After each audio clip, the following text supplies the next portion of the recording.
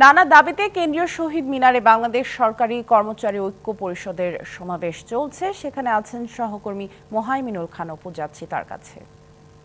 অপু, সমাবেশ থেকে কি কি দাবি তোলা হয়েছে এবং লোক সমাগম কেমন দেখছেন, বিস্তারিত জানাবেন। শহীদ মিনারে সকাল ৯টা থেকে বাংলাদেশ সরকারি কর্মচারী দাবি আদায়ে যে ঐক্য পরিষদ রয়েছে তারা কিন্তু এখানে মহাসমাবেশের ডাক দিয়েছেন। সেই ক্ষেত্রে কিন্তু সকাল ৯টা থেকেই তারা এই কেন্দ্রীয় শহীদ মিনারে এসে উপস্থিত হন। এ সময় তারা ৭ দফা যে দাবি, সেই দাবিগুলো তারা তুলে ধরছেন।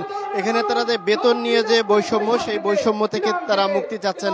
পাশাপাশি তারা যেটি বলছেন যে তাদের মাসিক যে ভাতা, টিফিন ভাতা দেওয়া হয় সেটি কিন্তু ২০০ টাকায়, এবং যাতায়াত খরচ বাবদ যে ভাতাগুলো দেওয়া হয় সেই ভাতার পরিমাণ ৩০০ টাকায়। এই ভাতাগুলো বাড়িয়ে তারা যেটি বলছেন যে এই এত কম টাকায় তাদের জীবন মান নিশ্চিত করা এটি তাদের জন্য কষ্টসাধ্য। তারাও পাশাপাশি যেটি বলছেন যে বৈষম্যহীন নবম যে পে স্কেল বাস্তবায়নের লক্ষ্যে পে কমিশন গঠন ও পে স্কেল বাস্তবায়নের পূর্ব পর্যন্ত তারা এই সময়ের জন্য তারা দাবিগুলো করছেন। 50% মহার্ঘ ভাতার কথা তারা বলছেন। 11 থেকে 20 গ্রেড কর্মচারীদের জন্য তারা বলছেন, এবং 2025 সালের ভিতরেই কিন্তু তারা এই দাবি বাস্তবায়নের জোর দাবি জানাচ্ছেন।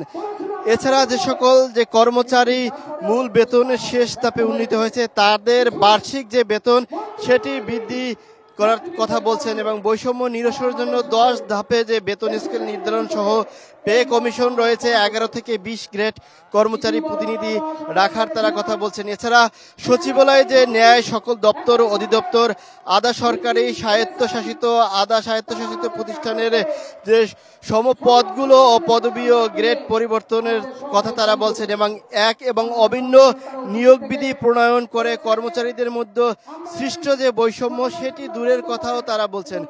পাশাপাশি তারা যেটি বলছেন যে এখান থেকে যে তারা দাবি দাওয়াগুলো তুলে ধরা হচ্ছে, সরকার যদি এই দাবি দাওয়াগুলো বাস্তবায়ন না করে সেক্ষেত্রে তারা কঠোর থেকে কঠোর আন্দোলনের।